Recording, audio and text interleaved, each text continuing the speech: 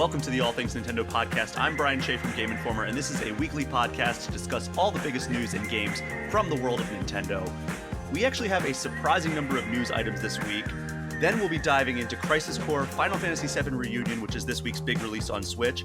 Then at the tail end, it will be the long-awaited return of eShop Gem of the Week and Definitive Ranking.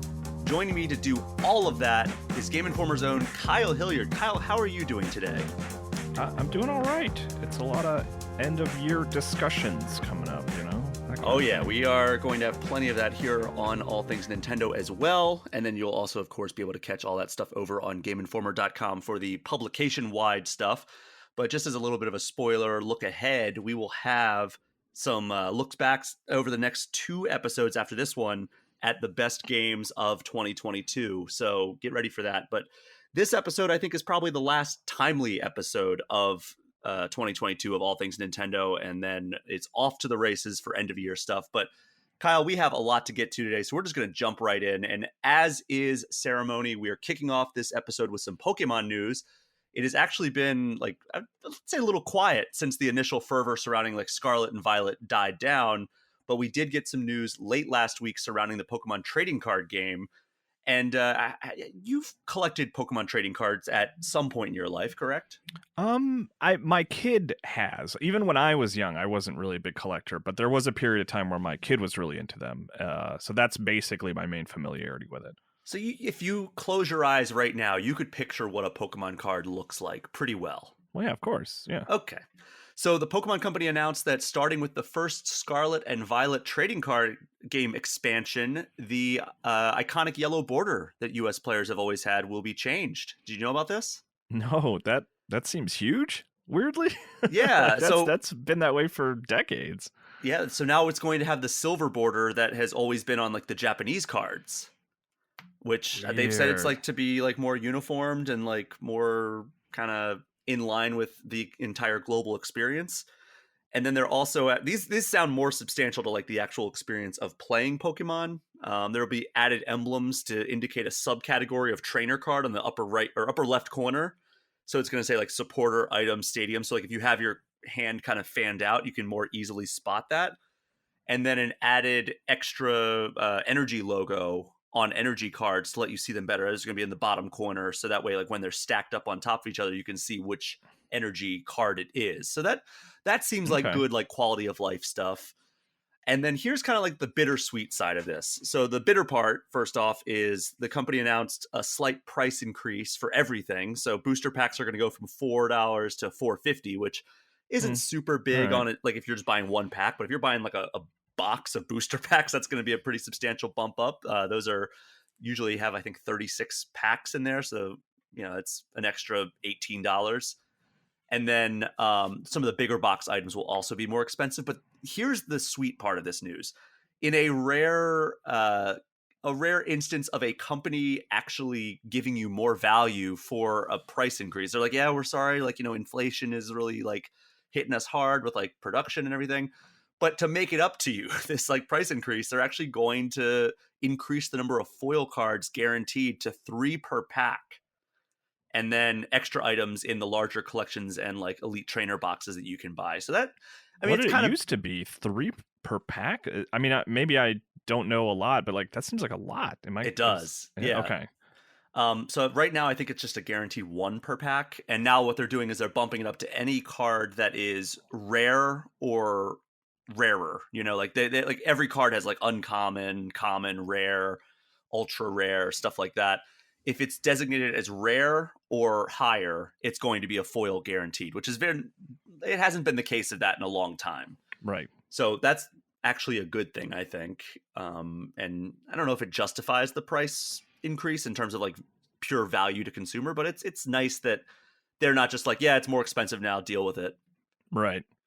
Which, you know, is what a lot of companies are. Look at all the video game stuff. I mean, we're getting every emails. Streaming platform. Yeah. Oh my God. All the emails that I have from streaming platforms just saying like, guess what? Netflix is more expensive now. So is Disney Plus. Sorry. And it's like, well, I guess that's just the way life is now. Everything's more expensive and nobody's getting paid more. It's great. So We did it. the first Scarlet and Violet expansion arrives on March 31st, but we do have one more Sword and Shield expansion before that, which is called Crown Zenith, and that comes out in January. So, what are your thoughts on all of this? You think this is like a fair trade, I guess? Yeah, I mean, I don't know. It seems fine. It seems inevitable. I'm never going to be happy about, anything going up in price, but it seems like they're trying to make up for it in an interesting way. So that's fine. You know, it's like, Yeah, I mean, it's not bad. it's It like, could what be can we worse. really do about it, right? Yeah.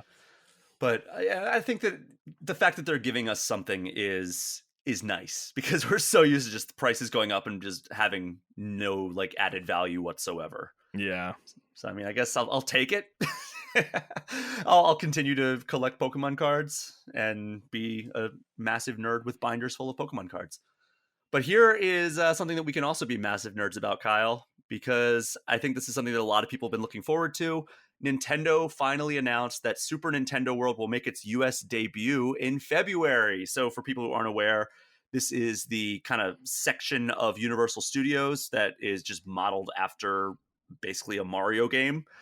And right now, it's been in Universal Studios Japan since I think August 2021, and like this opens February 17th, 2023 at Universal Studios Hollywood. And like I have a feeling this is going to be impossible to get tickets for like the first several months. Yeah. We'll have to email someone and be like, we're Game Informer. Let us in. Well, I tried that when I was in Japan and they said no. So Oh, we ended they're up buying lost. tickets. No, that's fine. But I mean, even when I went to Japan though, like it was like Universal Studios Japan. I went there on a Wednesday. It was 14 months after it opened, and it was still super busy. So I have a feeling this is going to be pretty packed for Oh, yeah. most of the time that you're trying to visit. But like, do you think you're going to make it to Super Nintendo World at some point in the first 12 months of it being opened? No, I don't. I want to go desperately, and we'll, start considering plans around it. But like, I think I just got to wait a year at least, I mean, even then, I mean, it might be just constantly busy. Like, imagine, like, look at like the Star Wars stuff at Disney. I feel like that's still like incredibly busy from the moment it opens to because like we tried to register for Super Nintendo World when Alex and I were over in Japan, and it was like you couldn't register beforehand. And then we got there at the park itself, and it was like, oh, you need to like reserve a time on the app, and like the first time available was like a few hours after we were trying to reserve, and it was like, oh my god, like. Yeah. And then we got in there, and everything had a pretty long wait, and yeah, and again, 14 months after it opened on a Wednesday during the day. So it's Ugh. not like we were like going peak hours by any stretch or like Yeah. shortly after it opened. But I mean, but it is exciting. Like, obviously that those are going to be just the sort of frustrations of the people who are able to go, but just in general, like it's such a cool idea to have that stateside of just a Nintendo amusement park. That's fantastic. I'm so excited to go again just because like I had one of the best theme park experiences of my life when I went to Super Nintendo World in Osaka, and I highly recommend it to anybody who is a fan of Nintendo, and I mean presumably anybody listening to this podcast and who wants to go to like just immerse themselves in a Nintendo world. Like this is as good as it could possibly be. I just wish there were maybe a one more ride, which it sounds like the one that's opening in 2024 in Florida is going to add like a Donkey Kong roller coaster, I think. Cool. So, and those might come to the other locations as well. But yeah, so February 17th, 2023, if you want to start planning your fight to the death to get tickets to this thing. If you want to hear all about what it's like visiting Super Nintendo World, the Japanese version, obviously, you can go listen to the episode of this very podcast from October 28th. And Kyle, next up, we have release dates for a couple of Amiibos. How's your Amiibo collection coming along? It's healthy. It's good. I buy a fair amount still. I have like a complete Zelda Amiibo collection in the sense that every Amiibo that is released for Zelda, I'm not Zelda or Zelda adjacent or whatever. Like I have all those, which I'm very happy about. And then I'll just buy the ones that are like, oh, that character's cool. I want that. I want Banjo Kazooie. I want the new Samus one. But it's certainly not a completionist by any means. Yeah, I buy all the Zelda ones, just like you. I have an entire like display at the top of my display case. Like the entire top of it is just flooded with Zelda amiibos. And then like any character that I just care about in any way, I'll pick it up because Yeah, like like I it have used to be. Snake, I have Banjo-Kazooie, I have both the, Ness and Lucas and stuff. Yeah. Yeah, so like I'll buy like the Splatoon ones because I like that series a lot. But we have the next batch of release dates for amiibos coming from the Smash Brothers line. And this is what I like about it though, is that the amiibos have slowed down so drastically. Remember how fast they used to come? Like it was like you would get like 20 a year. Yeah. And I feel like Nintendo's like, okay, these are people like these, but they're not as successful as maybe they hoped they would be, which is wild because it seems like they were pretty successful, but like they've slowed down the production of these things quite drastically. But we have two big ones coming January 13th, and that is Sephiroth from Final Fantasy VII and Kazuya from Tekken. And then we also learned that Pyrrha and Mithra from Xenoblade Chronicles 2 arrive sometime in 2023. So are you picking up any of these? What was the first one you said again? Sephiroth. I might get Sephiroth. That's cool. Yeah, I already but have I think I'm Cloud. good on the other ones. I have Cloud. It'd be nice to have them side by side. Mm-hmm. Yeah, I think that I'm going to pick up those first two. I've never been a Xenoblade guy. It's not that I don't like the games. I've just never dove into them, So Right. Sephiroth, I feel like I have to pick him up for Cloud, and also he's always kind of been like that character from a distance that I've been like, all right, he's a cool bad guy. I also just like those legacy characters, like who have been Yeah. around forever. I like having amiibos of them. I think it's a cool idea. Yeah, and then Kazuya, I used to love the Tekken series. I haven't played it all that much recently, but like Tekken 3 on PS1 was probably my favorite fighting game on PS1 aside from maybe Street Fighter Alpha 3.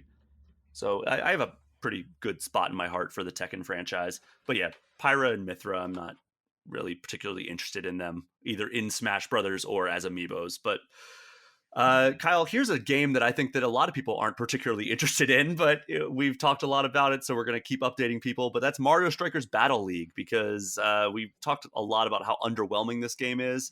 But Nintendo continues to support it with free post-launch content, and this time around it is Birdo and Bowser Jr. joining as playable characters, plus some new gear and a new stadium.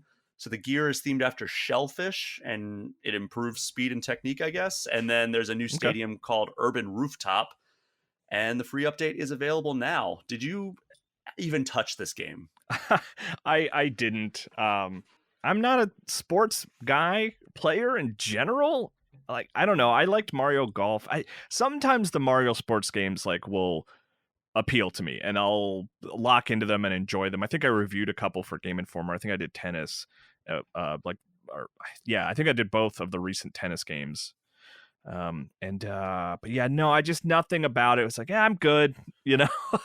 Thank you. I'm sure this is good. Some people like this, but I'm good. Thank you though. I love a good like arcade style soccer game. But it just seems like everybody who talks about this game as like having picked it up was like, oh yeah, there's just nothing to do. Like you can play like single matches or you can go online, but even the online is hard because you have to join a club and you have to make sure enough people are online to play it at the same time. And like it sounds like most people have stopped playing it, so that kind of kills that mode pretty instantly as well. So like I feel like there needs to be some more meat on the bones for this. Like one of my past guests who I had on for the Sonic Frontiers thing, Fidel, aka Games Cage, he was like, yeah, I was like super hyped for this game. And then it came out and I was like, oh, well, there's not a whole lot to do. So they kind of screwed it. And like, he's like, this is like one of my, I think he said this is one of his most disappointing games of the year. Oh, bummer. Okay. And it sucks because like I wanted to like this game. And actually it was Alex Stadnik who talked me out of it. He reviewed it for us. And he was like, yeah, it's just like, you could probably get what you need out of this out of like a single play session. And that sucks. Yeah.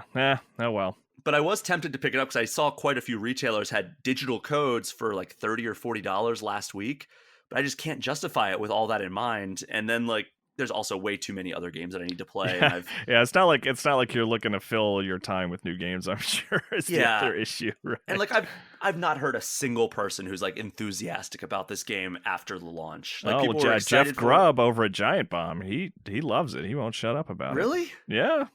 Okay, well, there's one person who's enthusiastic. But I will say he does always add the asterisk of like I play it with other people. Is like if I had somebody who could play it like regularly with me, maybe I would pick it up. But yeah, right. Exactly. I don't feel like playing against the AI constantly, and that Yeah.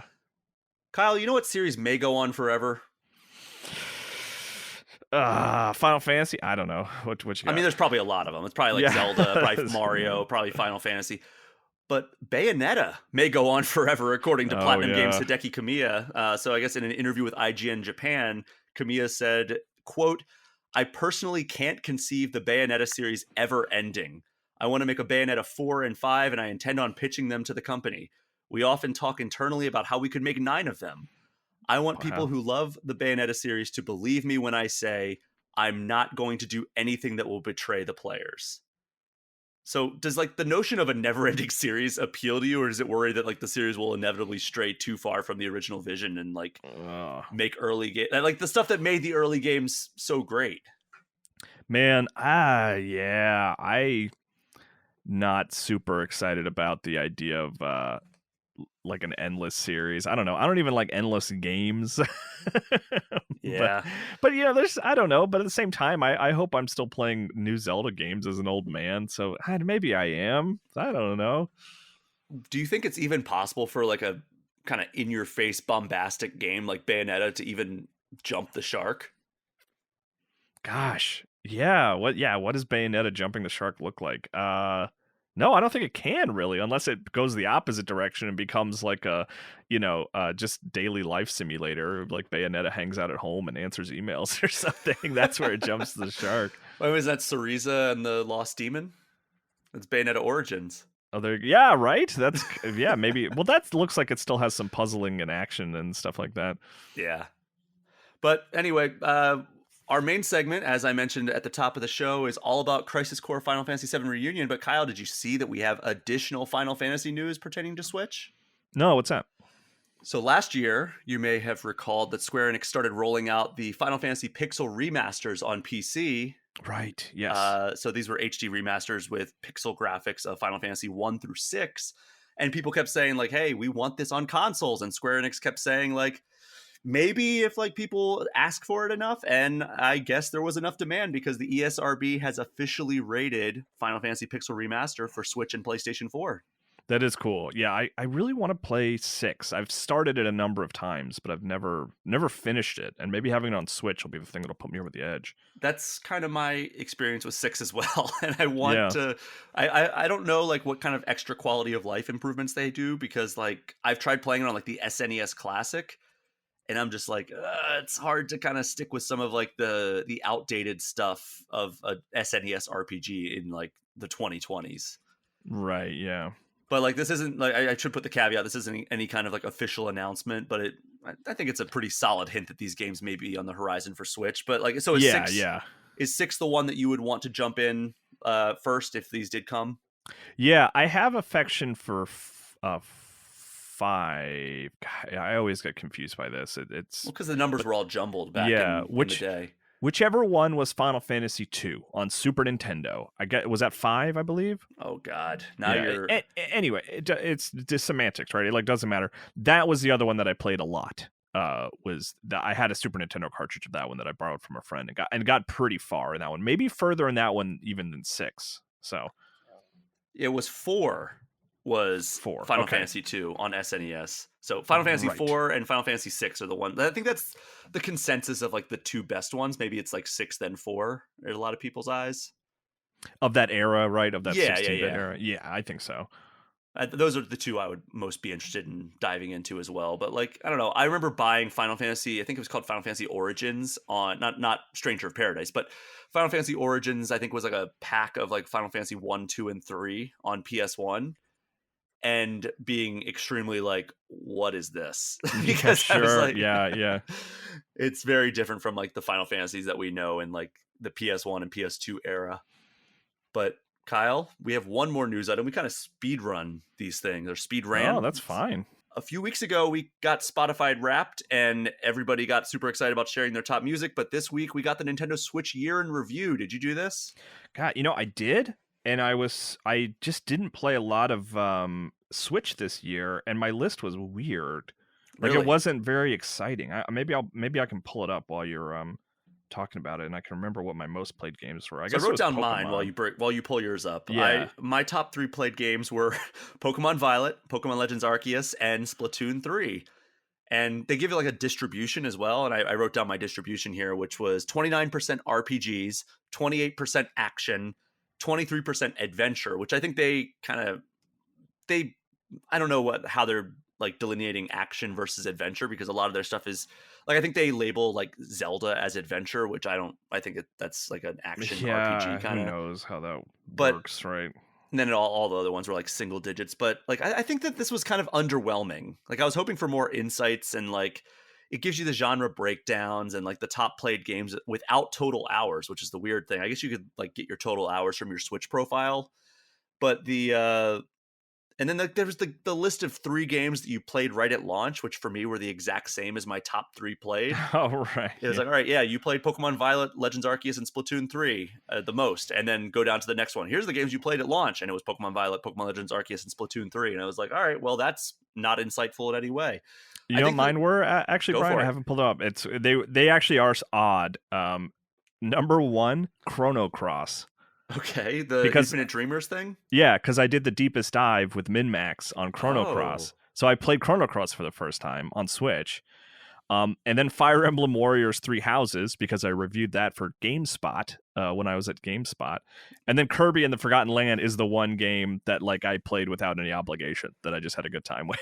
it's just like the sampler. It's like, all right, I did this for this outlet. I did this for this outlet. Right? And Yeah. None for Game Informer, actually. Yeah. well, yeah, like I don't think you've reviewed any like big Nintendo stuff for us yet. No, Like not since you've yet. come back. Not since I've come back. No, just played Yeah. Pokemon a bit to help you out with that. That's Yeah, it. I'm surprised like you didn't play that enough to kind of get that on your list. But I guess if Me you too. I've been playing it a lot. I got all my got all my motorcycle abilities. I got like 5 or 6 of the badges, but yeah, not I'd enough. say like wait till the end of the year and then run this again and see if it comes up as any different. That's what I'm gonna do with all my stuff, because like my PlayStation one, because I haven't played as much God of War as I'd want to, but my number Yeah. one game of the year on PlayStation was Sonic Frontiers, because I reviewed that for us, and it was like, Yeah.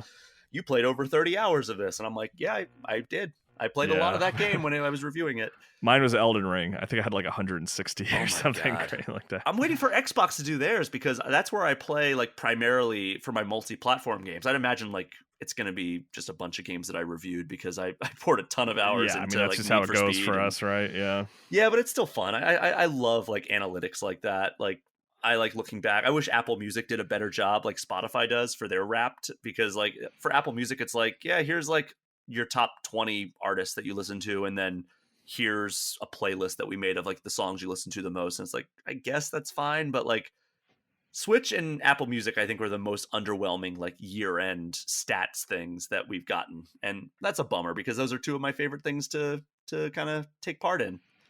I think that's all the news, Kyle. I was expecting this to go a lot longer, but we sped through this. We're pros, dude. We're We pros. are, but we are not done yet, Kyle. We're going to take a quick break, and then when we get back, we are going to chat about Crisis Core Final Fantasy Reunion, which you've been playing. It's the remaster of Final Fantasy, or Crisis Core Final Fantasy VII from the PSP days.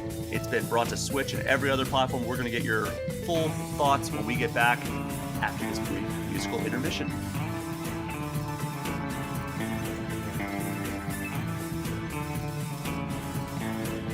At this point, most of the major games of 2022 are already out, but we've had a few stragglers here in mid-December. Last week we talked all about Dragon Quest Treasures, which was a Switch exclusive. Today we are breaking down Crisis Core Final Fantasy VII Reunion.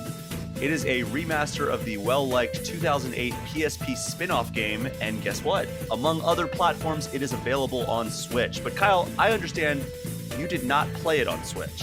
No, I didn't play it on Switch. I played it on PlayStation 5. So I've looked into this a little bit, because I know we're catering very much to the Switch audience here, that it does seem to run fairly well on Switch from what I've seen. Oh, it does. Oh, that's good. Okay. So, I mean, obviously, I would imagine it maybe runs better on like a PlayStation 5, because I would be hard pressed Brian, to find there's a no game that way of doesn't. knowing, unfortunately. We're just going to have to assume.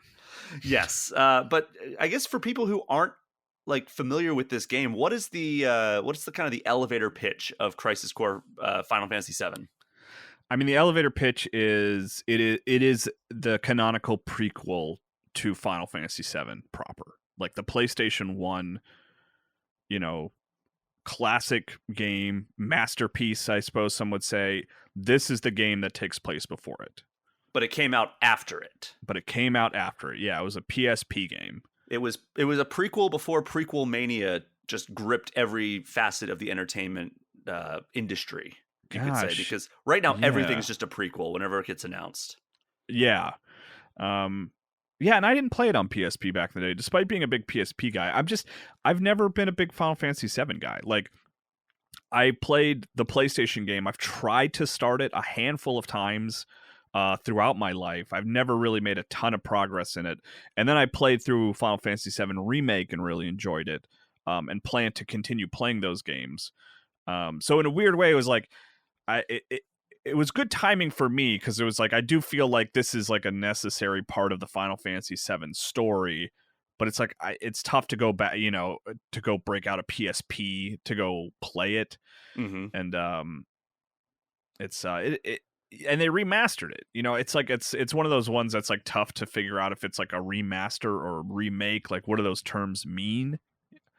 But I get it floats somewhere in the middle, because it is, it's the same game. They didn't start from scratch on it. It uses the cutscenes, the pre-rendered cutscenes that appeared in the PSP game. It doesn't change the ending, which was surprising considering everything that's going on with Final Fantasy VII Remake. I assumed that they would tweak or change the ending of Crisis Core. They didn't do that. But, the visuals are improved a lot. I think they like redid all the character models of like the main cast. And then the combat is mechanically the same, but like they improved it like in a lot of little places to make it smoother and kind of look more like Final Fantasy VII Remake, even if it does play differently. So here's the thing that's interesting. You mentioned the ending of Crisis Core being the same as it was before, and they haven't tweaked it or anything. Final Fantasy VII Remake, the game that did not come to Switch, changes the canon of Final Fantasy VII and like changes the story, and it really zooms in on the story, because the entirety of Final Fantasy VII Remake was like the first few hours of actual Final Fantasy VII. Yeah. But there's some differences in how the story's playing out that people are very hit or miss on. But the fact that Final Fantasy VII Remake isn't on Switch, but Final Fantasy VII Remastered, so the actual remastered version of the original PS1 RPG is on Switch. Like, does this make sense that this game is on Switch if people can't play Remake, but they can play Remaster? Like, I'm trying to figure out, like, in my head, like, is this a prequel to Final Fantasy VII or Final Fantasy VII Remake? This is a prequel to Final Fantasy VII. It is specifically not a prequel to Final Fantasy VII Remake. Oh boy. It's very confusing, because the protagonist that you're playing as in Crisis Core, Zack, his role is very defined in Final Fantasy VII, and one of the big twists of Final Fantasy VII Remake is Zack's role in the game. This is and of course they used the nomenclature here. So remake, reunion. I don't know what's the next one called. I forget what it's called. I don't remember either. But yeah, I mean, if you are exclusively on Switch, you can play Crisis Core, and it serves as a canonical prequel to the Final Fantasy VII game. That's just the port of the PlayStation 1 game on Switch. That's the weird thing about the remake of it all, is like, this version that I played doesn't really overlap with the remake significantly, in a weird way. But now I know who Zack is. I didn't know who Zack was before I started playing Remake. So that's nice. I know who that character is now and why he's important. It's just all so confusing, but it's Final Fantasy and Square Enix, so what really could we have expected is my kind of perspective on this. But imagine if they hadn't made the decision to make each Final Fantasy a standalone game.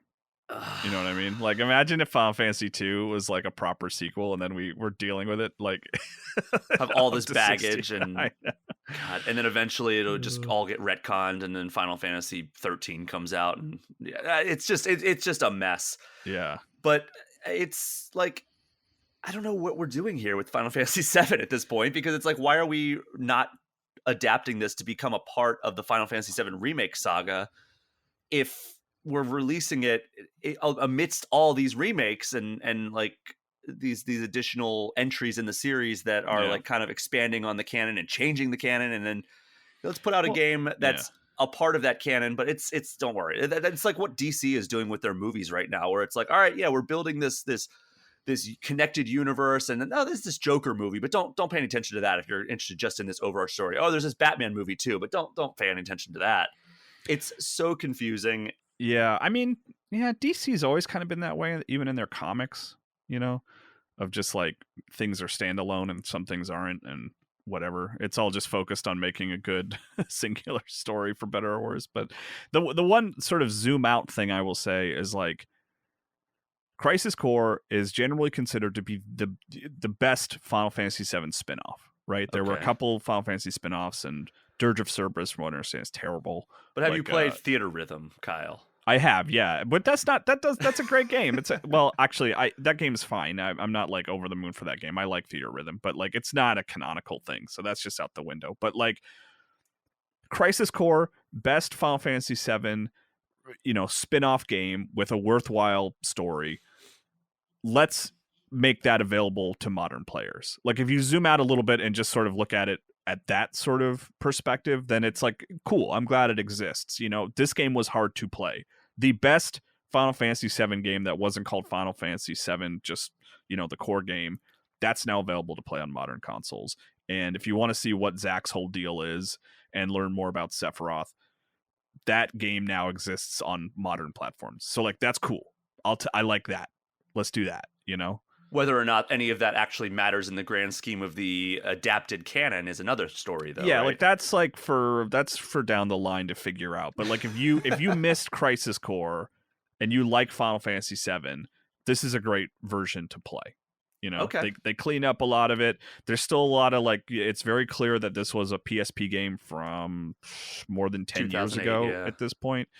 And like, the dialogue is very stilted and slow, and there's just these like little weird bits of that, just like, maybe they could have reassessed, that could have been improved, but like combat's fun and the ending is really good. The ending of the story is good, even if everything leading up to it is like, I could take it or leave it. How long is this game? I think I got through it in like 15 hours, I think, which is interesting because How Long to Beat on the PSP game actually put it a bit longer. I think it put it at like 20 or 25. Interesting. So I don't know if it's just like loading faster or what. you like saved maybe 10 hours of loading. Yeah. Good but Lord. It's also cool because it's like, it's something I like that was sort of the idea for handheld games often is like, let's make it bite size, in the sense that like when you start a mission, you're usually through the mission in like less than 2 or 3 minutes. Oh, okay. Like it's not like you're like, if you're not, you can get away with like not playing marathon sessions of Crisis Core. There are optional side missions that you can do, and you just load up a menu and you can just like knock them out one at a time, and each one takes like 2 minutes, 3 minutes tops. And like I kind of like, even if I'm playing on a console, I sort of like that structure of a game where it's like everything is pretty quick. Yeah, and this game is of particular interest for me because I came at the Final Fantasy VII, I guess, series is what we're calling it now at this point. It's a sub-series within Final Fantasy proper that, like, similar to the way you did, where I have tried multiple times to play Final Fantasy VII, the PS1 version, whether it's on a PlayStation 4 or whether it's on my Switch or whether it's on the PS1 proper, and I've just bounced off it so many times. I've tried to play it on my Vita. Just every single time I load it up, I just bounce off it after the first couple of hours. And then I played Final Fantasy VII Remake whenever that came out. Was it 2020, I think? And absolutely loved it. I loved Final Fantasy VII Remake, and I couldn't wait to like experience the next entry. And I was like, oh, when Crisis Core Reunion comes out, I'm definitely going to play that. But now that it's like this tenuous connection between the games, and it's very off-putting to me. I don't know. I like having like a defined canon for like things like this. I mean, I will say, because you and I are kind of in the same boat here, it's worth playing just to learn who Zach is and why Zach's important and what Zach had to go through. And you can see what Sephiroth went through too. Like you can see how Sephiroth became the person he is today and why he became the person he is in Final Fantasy VII Remake. Like those sort of character moments are worthwhile if you're like new to Final Fantasy VII, you know what I mean? Mm-hmm. So the thing that kind of surprised me, because I played the opening hours of Crisis Core Final Fantasy Reunion as well, is the way the combat feels. Because it starts off at almost like, oh, it veers kind of close to the way Remake starts, and then it's like, oh, well, there's like this whole like slot machine mechanic. It doesn't seem like there's like a turn-based situation the way there is in Remake. But like, talk to me a little bit about how the combat feels. Yeah, so the combat, I think in my review I wrote it as like it looks like Final Fantasy VII Remake, like in motion. Like, oh, it looks like what's on screen is Final Fantasy VII Remake, but it really plays much simpler than that when you're sort of in terms of like what you're doing with the controller. So it's an action game, so you're hitting square a lot to hit stuff with a sword, and then you can sort of activate these magic attacks, and like you want to use fire against the guys who are weak against fire, and etc., all that kind of stuff. And that feels pretty good. It's pretty simple, but then in the top left corner of the screen, there's constantly a roulette running, and sometimes it will give you bonuses if it matches up, right? It's just random. It's just like every fight, there's a chance that you might get something cool. It's never anything negative. It's always something good.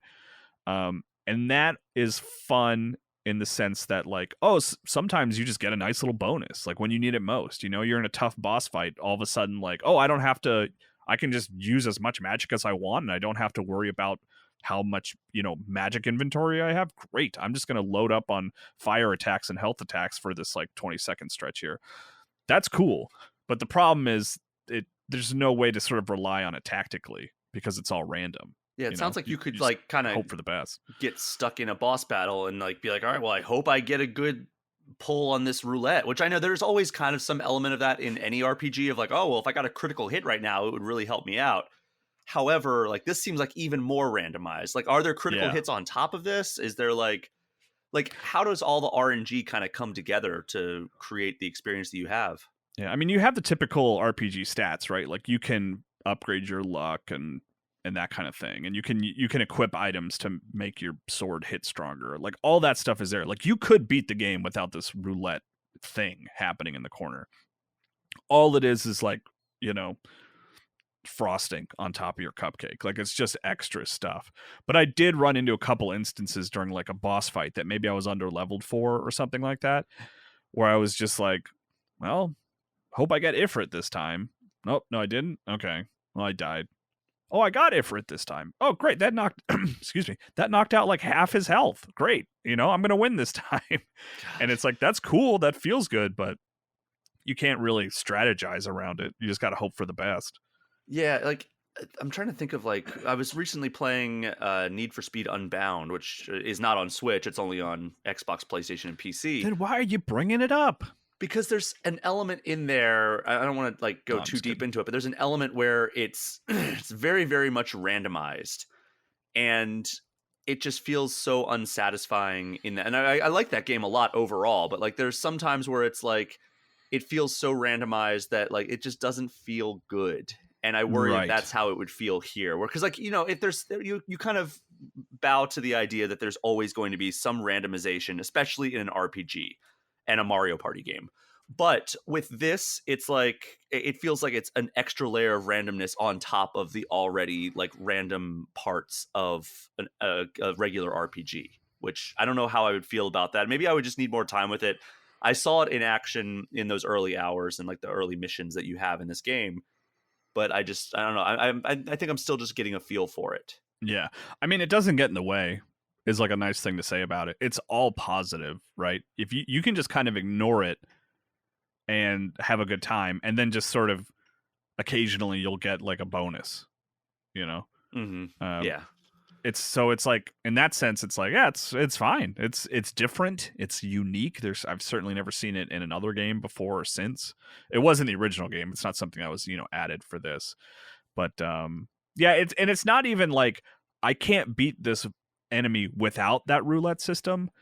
It's more just like you can't strategize with it. It doesn't add any strategy layers to the combat. It's just present to give you presence occasionally. Mm-hmm.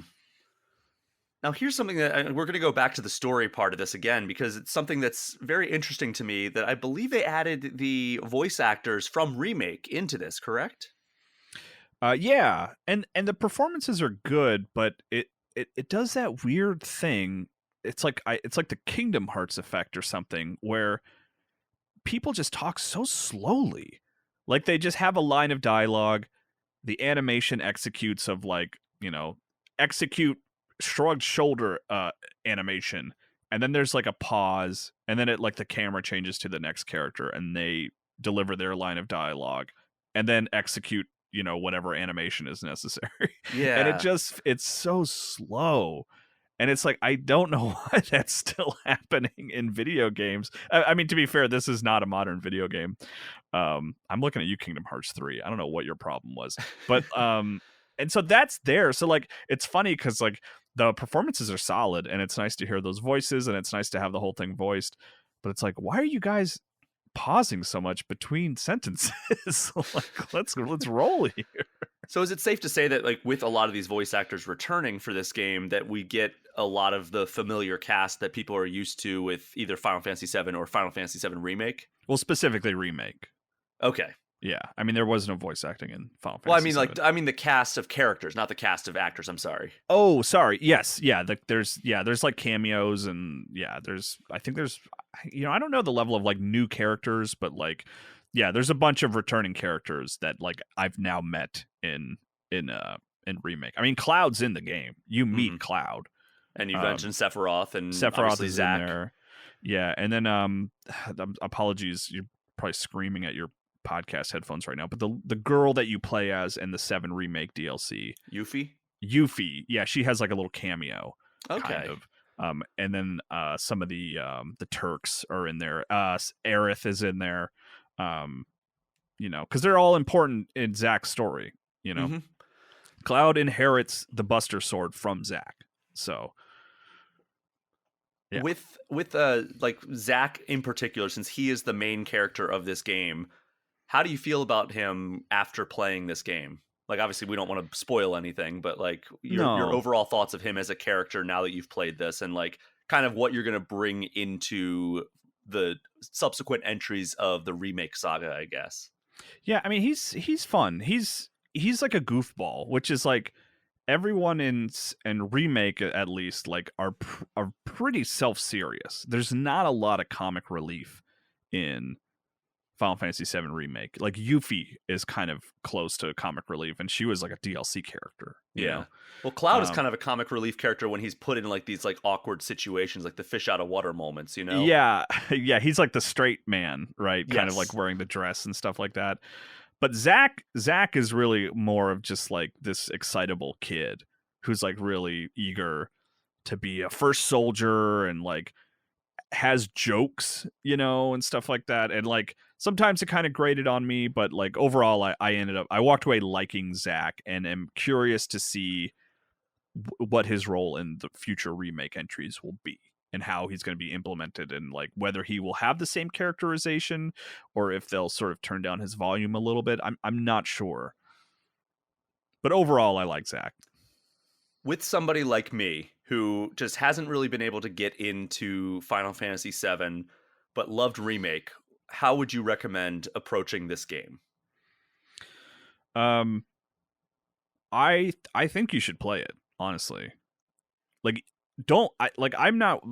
there's nothing to worry about with the canon of it all yet, because 7 Remakes, the whole sort of canon discussion surrounding it is like how it lines up compared to the original and what it means and like what's being changed. Is there an alternate universe? Like what's happening here, right? Like we have so many questions about what's going to happen in Remake that like I think getting that sort of baseline story detail of like who Zack is and who he is to Cloud and who he is to Aerith, like I think all that stuff's going to be consistent.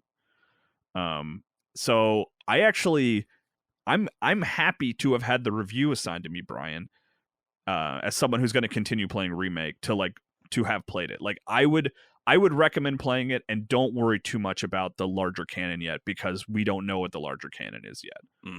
Take a chance to learn about Zack and who he is, and who he is to Cloud, and what his story means to literally like the opening of Final Fantasy VII, the original. Now, what about people like, I'm sure a lot of Switch owners who maybe don't have a PlayStation have only played the original Final Fantasy VII, which is on Switch, and are looking at this as like, oh, should I check this out? I think that becomes a higher recommendation because it is unequivocally canon to Final Fantasy VII, the original. Okay.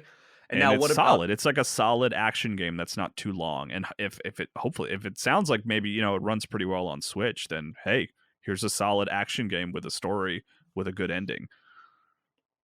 Now, I've looked around a little bit, and yeah, it does sound like it runs pretty well on Switch. I mean, I'd hope so. It's a remaster of a PSP game. It would be very disheartening if they couldn't get that to run on Switch. I know it looks better than it ever did on the PSP.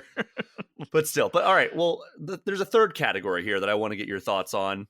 Somebody who's never played Remake, never played Final Fantasy VII proper. This is a prequel, so is this a good starting point? Like, are you an advocate of, like, watching the Star Wars movies chronologically instead of in release order? That's what I'm asking here about Final Fantasy VII now. Crisis Core assumes some knowledge of the Final Fantasy VII universe. And as someone with limited knowledge of Final Fantasy VII, I was confused at places. Okay. So I would not start with this one. All right. So I would start with Remake, or I would start with Final Fantasy VII proper, as opposed to starting with this. All right. And I mean, in your review, you called it required reading. So I mean, obviously, you think that this is something that's very important if somebody wants to kind of get a better understanding of the direction of the universe, the way, like, the characters of this universe, and like where the story could go from here. I as we all do when it comes to like headline reviews, I really kind of was like, I don't know if that's actually the best wording. Like, I second guess that headline a lot, if that makes sense, because when I'm saying required reading, I'm actually referencing something in the review, in that, like, the game is fine. I gave it a 7.5. It's not like a 100% recommendation for everyone. What I'm getting at with the required reading side of it is, like, it feels like a little bit of like a school assignment if you want to learn more about Final Fantasy VII. If you're into Final Fantasy VII, you're kind of new to it, you're learning about it. Well, here's an assignment that you should read. You should read chapters 1 through 7 tonight in order to, like, understand Final Fantasy VII as a larger universe, as opposed to, like, which many people will take it the way, I'm sure, of like the word required means like this is the best and you need to play it. As a gamer, you are required to play it. That's not really what I meant with the headline. And, maybe that was a mistake. Maybe I should have done a different headline. I don't know. But if you read the full review, I think it makes more sense of like it's like a school assignment that's like, it's a little bit of eating your vegetables if you want to get more out of Final Fantasy VII. All right. Well, I mean, is there anything else that we haven't touched on about Final Fantasy VII or Crisis Core Final Fantasy VII Reunion before we wrap up here? Weird thing is they used a lot of just the pre-rendered cutscenes that they made from the original PSP game. Mm-hmm. And it's like noticeably rough compared to the gameplay. Like, some of the cutscenes look worse than the game in action. I mean, it's interesting because, like, imagine if they did that with like Final Fantasy VII Remake, where they're just like, all right, we're just going to use the PS1 cutscenes, but the graphics are going to look as they do right now on the PS4. And I mean, it was they look fine, but you can notice like a resolution switch where it's like, oh, we're looking at the originals right now, aren't we? And then it's like back to the gameplay, and Zack's character model like looks a little sharper because it's in 4K, that kind of thing. Well, yeah, and you have to keep in mind that, like, the PSP game, the original Crisis Core game, came out a good 15 years after Final Fantasy VII came out on PS1, so the character models are a lot better than they were back in the PS1 era. Oh, yeah. No, I mean, it looks like a PlayStation 2 game, basically. Or it looked like a PlayStation 2 game, basically. And now it looks much better. Yeah. Now, I mean, it looks pretty close to Remake, which is impressive. Yeah, they did a good job with it from what I've seen. But if you're interested in checking it out, Crisis Core Final Fantasy VII Reunion is out now on Switch and pretty much every other major platform. I think PlayStation. Yeah, even Xbox. Xbox, which is yeah. funny. Yeah. Even those peasants at Xbox got it. Now, I love Xbox. But it's also on PC if you want to check it out there. But Kyle, we're going to take one final break of this episode, and when we get back, it'll be the return of Definitive Ranking in the eShop Gem of the Week. We will be right back.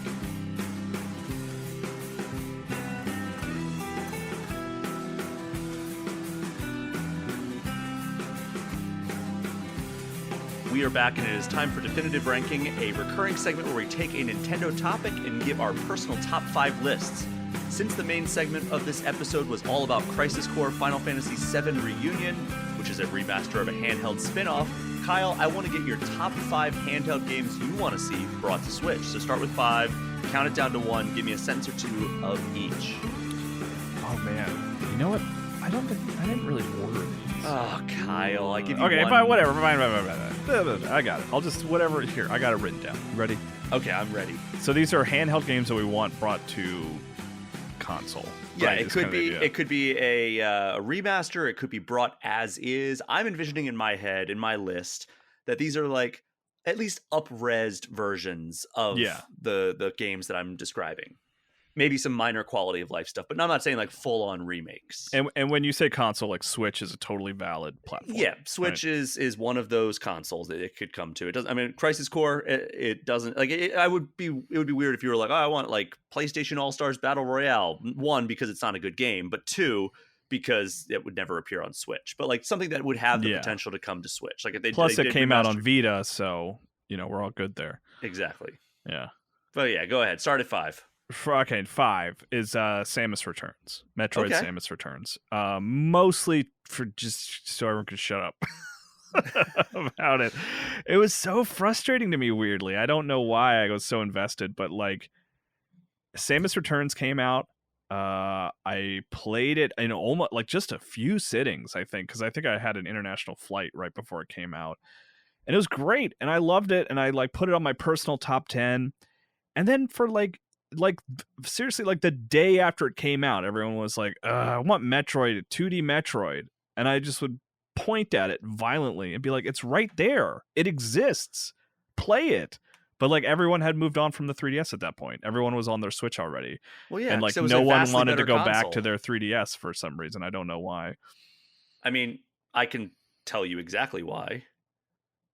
Because the 3DS is not nearly as good as the Switch. But that's inconsequential. It's a good game. Yeah, it's a good game, but like I don't want to plug in my 3DS. I don't want to dust off my 3DS. Like at that point, it came out in like August or September of 2017. The Switch had been out for 6 months almost at that point, and I had not even thought of my 3DS. And again, I've said that many times, I'm not a handheld guy, so it's like I don't know. I played it for like 3 hours. I was like, yeah, that's really good, and then I just never wanted to play it again because I wanted it on Switch. I guess I think that just will always, and by the way, I agree with you. It should have been on Switch at launch. Like they should have delayed it for whatever they needed to delay to just put it on Switch, even if it meant a year, Yeah. But I just mostly, it's just totally 100% ignored at this point. Thankfully, Dread kind of inherited the sort of excitement that it should have received. And Dread is a better game. For sure, like no doubt, absolutely. But I just would like to see that remake get some love. It deserves some It is love. shocking to me it has not already been brought over, to be honest. Yeah. I forget how this works. Do you have your own list? It's all me. Okay. Own list, and then I'll go my list. So Link Between Worlds. Okay. Very obvious. Maybe should have been higher, but it doesn't even really need a lot, honestly. Like I would just like to have a slightly prettier version brought to Switch. You know what I mean? Mm-hmm. It didn't lean on the touchscreen a lot. So I mean, it was useful. Zelda. Yeah, it was useful for like inventory management and stuff. But it seems like one that would totally port just fine. And it's a fantastic Zelda game. Probably the best overhead Zelda. Yeah, I mean, it's like that or Link to the Past, I would say, are like the best. I mean, but I think Link Between Worlds modernizes that formula in so many great ways that in 2022, if you ask me which one I'd rather play, I'd probably say Link Between Worlds. Yeah, same. That's one of the rare games just in all of my life that I immediately restarted after seeing credits. Like It's just one of the started rare over. games that I 100%ed. Yeah. Yeah, so that's for number 3 because I it's Minish Cap is what I'm going to put at number 3. Okay. Because I put it a little higher than Link Between Worlds just because it's the one that's like further away. Like if I started playing Link Between Worlds on a 3DS today, I think it would still feel pretty great. It's a good looking game. You know what I mean? Mm-hmm. And Minish Cap's a good looking game too. It's, it really leans in that Art. 16-bit aesthetic with great art, but it would be nice to just see it sort of like cleaned up a little bit and brought to Switch. It's again, I mean, if I were to order like my personal favorite overhead Zeldas, it's probably Link Between Worlds, Minish Cap, Link to the Past. Wow. In that order. Yeah. High praise. I love Minish Cap. Minish Cap's so good. Yeah. Yeah, you get those abilities like where you can like roll, like it's the sort of movement just feels better than like Link to the Past, Okay. Yeah. All Have you played that one? Did you ever play Minish Cap? No, I didn't have a Game Boy Advance for very long. It's another one that it came out and the DS existed at that point. You know what I mean? So it was like it sort of like floated in the middle, kind of like Samus Returns a little bit. Yeah, that makes sense. I would want it on Switch as well, personally. Yeah. I mean, I want the Oracle games as well. So it's like, just bring all the Zelda games. Just bring all of them. Yeah. Let's see. Getting away from Zelda, I'm sure there's some Zeldas on your list. I can imagine what they are. And I want those too, but they're not on my top 5. This one, I'm dumping them all together. I'm happy to pick one if you want me to, Brian, because and the reason I kind of grouped them all together is because I think this is coming. Like, I think this will be available within a year or two, which is the DS Castlevania collection.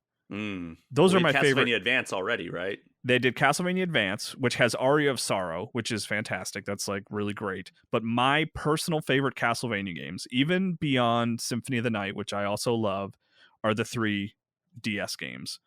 Dawn of Sorrow, Portrait of Ruin, Order of Ecclesia. Put those in a collection and put them on all the platforms.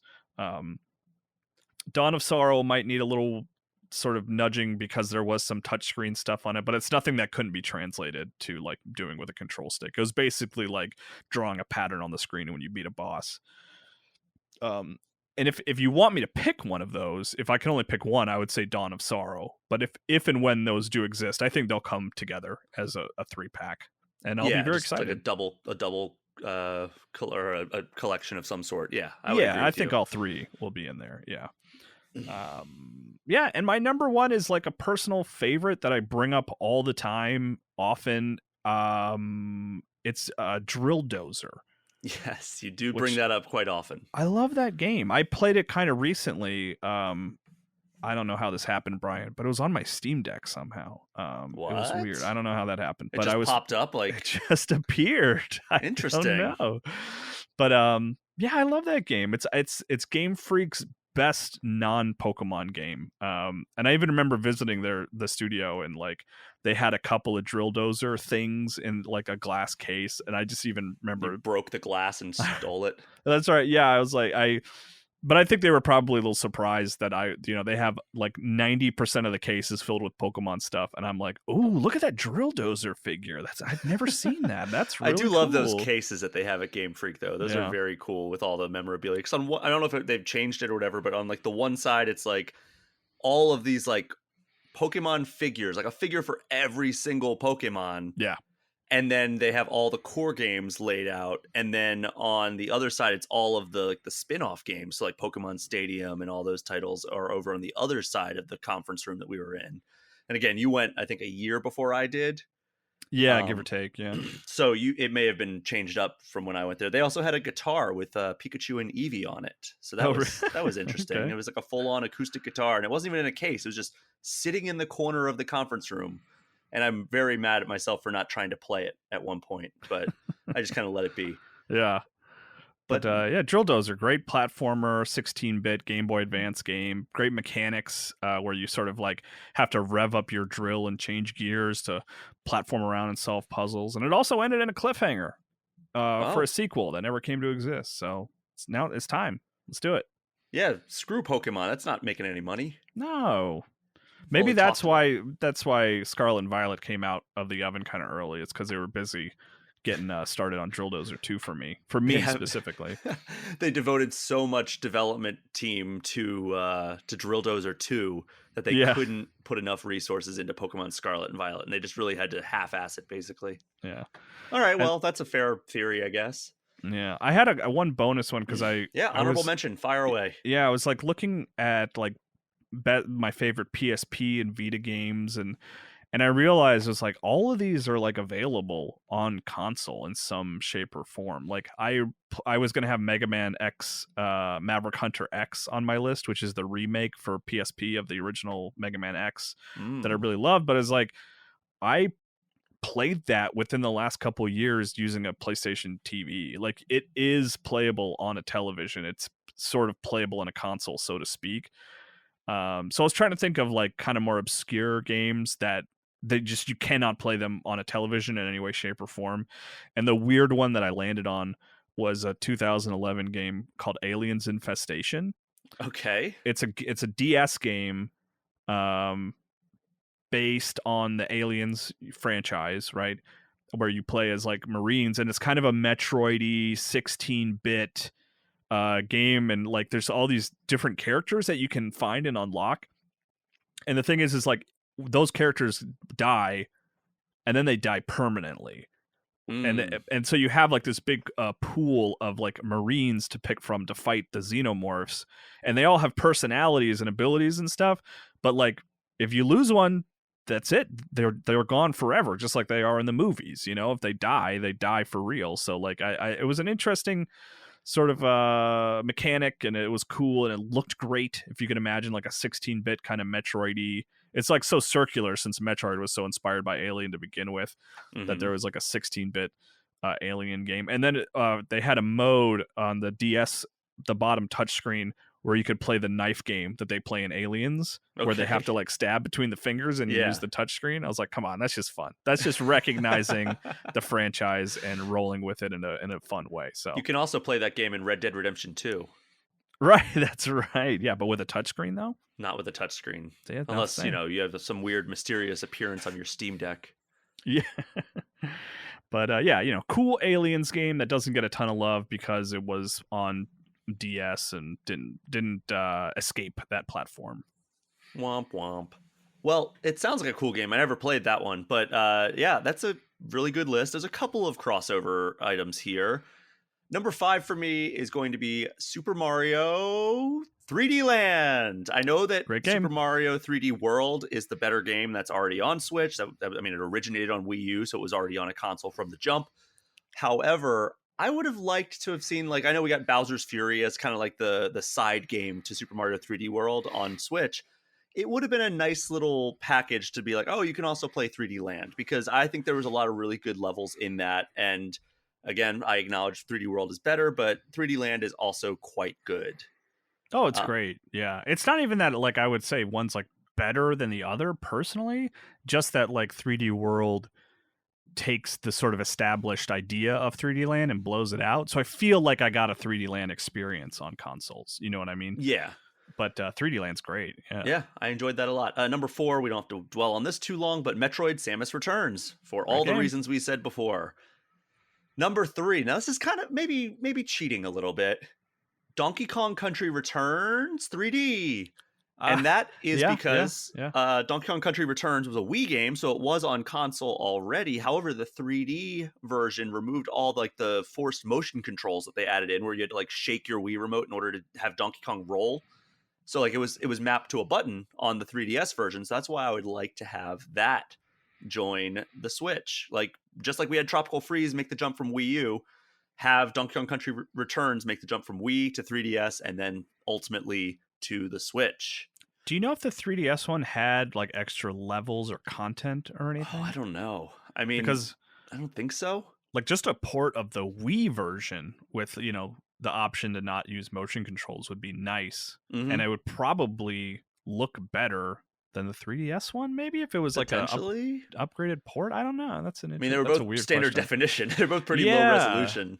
But yeah, I would love an excuse to replay Returns. I love that game. I think that game's awesome, and it sucks that it's kind of trapped on an old system at this point. Like you either have to dust off your 3DS or plug in your Wii. So like, I mean, I guess you could plug in your Wii U if you wanted to do that because it plays Wii games. But yeah, I want it on Switch. Number 2 for me, I had honorable mentions for this one because I know what you were thinking I was going to say, which was Ocarina of Time Majora's Mask 3D, because I always say that I want those games on console, those particular versions. Yeah, who wouldn't? Because they look great. I love the art style that they chose for the 3DS versions, and also they did some quality of life improvements, especially in Ocarina of Time, where it's like the water temple and all that stuff. They did a lot of really good stuff that I would rather play that version of Ocarina of Time than the N64 version. And that's also the way I would like to experience Majora's Mask for the first time, if possible. So yeah, that's the honorable mention part of number 2, because number 2 for me is actually A Link Between Worlds for all the reasons we said before. It's probably the best 2D Zelda game ever created. If not, it's in the top 3 of that. And that's an illustrious list, as we touched on before. Number 1 for me is also a Game Freak game, Kyle. Not Drill Dozer. I originally had Pokemon Fire Red Leaf Green in this spot, but then I said, you know what? You know what's better than that? Pokemon Heart Gold Soul Silver. Oh, weird. Okay. Yeah. Wouldn't have assumed that. In place of that, they could just do like a Pokemon Let's Go Johto, which people have been wanting for a long time, some sort of like modern remake of these games. But if they just wanted to bring Heart Gold Soul Silver, I think you and I are probably united here in saying that the second gen Pokemon games are probably the best Pokemon generation. Like obviously like there's some aging and everything that has happened with these games at this point, but Heart Gold Soul Silver I think has aged like a fine wine. Like original Gold and Silver may have some growing pains if you try to play them in 2022, but Heart Gold Soul Silver still magnificent to play to this day. And could probably be integrated with like Pokemon Go in some way to basically take the place of the Pokemon tracker, like where you could translate steps into upgrading your Pokemon, which is like, I love that feature of the game. I remember I worked in an office at the time and I would just hook that thing to my foot and bounce my foot all day because I'm an antsy person and get some points or whatever it was. I don't even remember what you get. Levels? You can level up one Pokemon one time per walking session. Right. Okay. So yeah, it's not great in that way, but it was a cool little gimmick of its era. Yeah, and the games are also super expensive right now. So like if you were trying to hunt them down, it'd probably be easier just to pay $60 full retail than it would be for a Switch version than it would be to try to buy it off eBay. So there's that. Not that I would want them to charge $60 for any of these games that we mentioned because they're handheld ports of or console ports of old handheld games, which I know Nintendo is not above charging a lot of money for old games, but that would feel a little gross if they're like, yeah, here's Link Between Worlds, $60, unless they added a ton of new content. But that's just me. And then I have one honorable mention as well, and this is kind of an off-the-wall pick for me, but Rhythm Heaven Mega Mix, which came out on 3DS near the end of its lifespan. It is just a great compilation of Rhythm Heaven games, and Rhythm Heaven is just a super fun rhythm-based title, as the name implies, and a lot of fun little mini games, kind of like WarioWare-esque, but less eccentric, I think would be the way to describe it, and then also like a lot of rhythm-based stuff mixed in. Man, less eccentric. I don't know about that. They're both pretty dang eccentric, but I see what you're saying. But like, WarioWare kind of sets the bar for that, I think.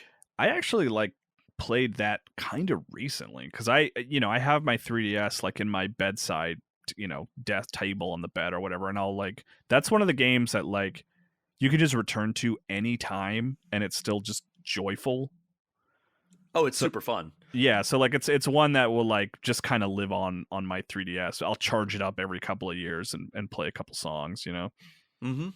And imagine if they just kept integrating new stuff, kind of like Theater Rhythm is doing with Final Fantasy. We referenced that earlier on in the show. But just all right, now here's a DLC pack of all these classic Nintendo songs. People would love that. Oh yeah, for sure.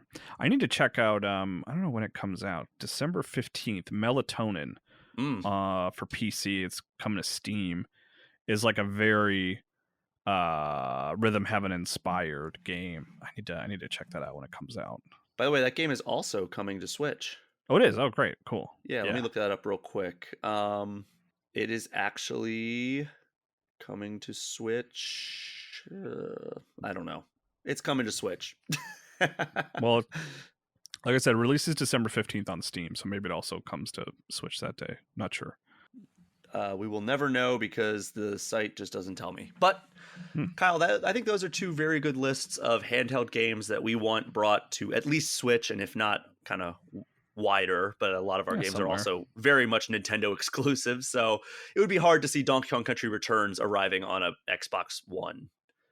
But that leaves us with our final segment of the show, Kyle. That is our eShop Gem of the Week. It's a chance for you, my lovely guest, to give some shine to a game that otherwise might not get it. So, Kyle, what is your eShop Gem of the Week? My eShop Gem of the Week is this game called Super Kiwi 64.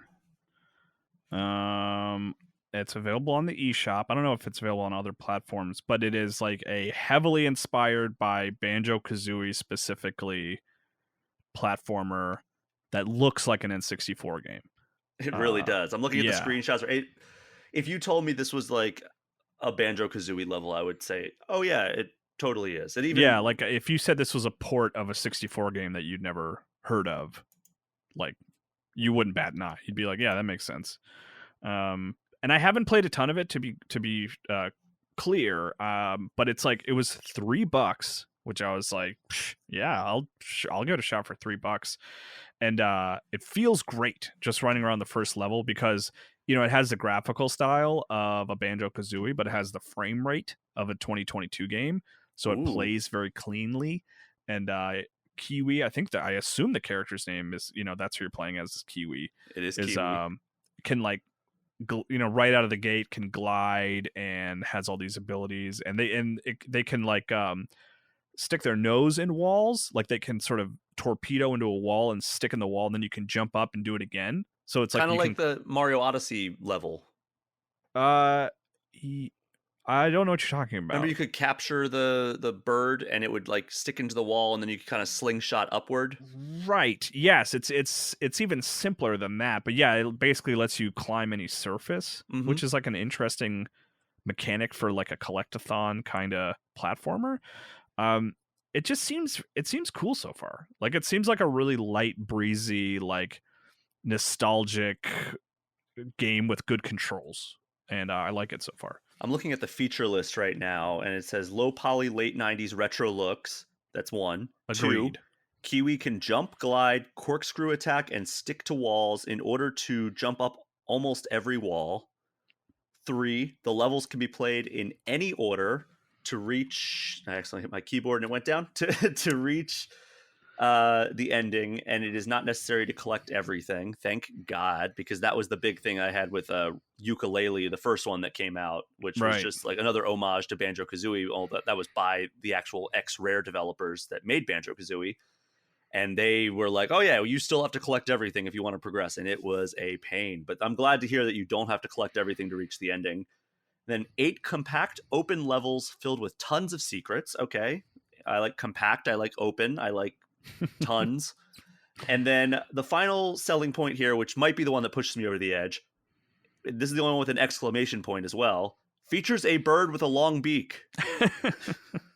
All these other ones have 0 punctuation. This one has an exclamation point. But that list just reads like, oh, you played Banjo-Kazooie when you were a kid, right? But you don't have the patience to like play that game again in the year 2022, right? What if you could just kind of get a taste of it and it would make you smile? Like that's what we're doing here. This is what it kind of feels like. It's almost like they read Ukulele 1 reviews and were like, oh, we know what people actually want. They want a thing that reminds them of Banjo-Kazooie, but not actually Banjo-Kazooie. Yeah, it seems like that's what this is. I'm gonna keep playing it. It's like candy, you know. It's just fun. And like you said, $3, like that is absurd.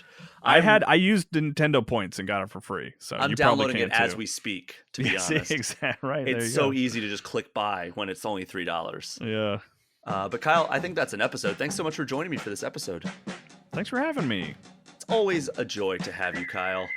And thank you so much to everyone for listening. Do me a favor, if you haven't already, throw All Things Nintendo a 5-star review and hit that subscribe button. And if you want to get any questions or comments in, you can get in touch with me at allthingsnintendo@gameinformer.com or hit me up on Twitter or Instagram at Brian P. Shea. And as always, you can join the Game Informer community Discord, which is a perk for subscribing to our Twitch channel. Kyle, tell everyone where they can find you on the internet. I don't know. Just Google my name, I guess. All right. Well, track me down. If they really want to find me, they'll figure out my username. I don't have to tell them. Well, the spoiler alert there is it's in the show notes of this very episode. See? Oh, no. There we go.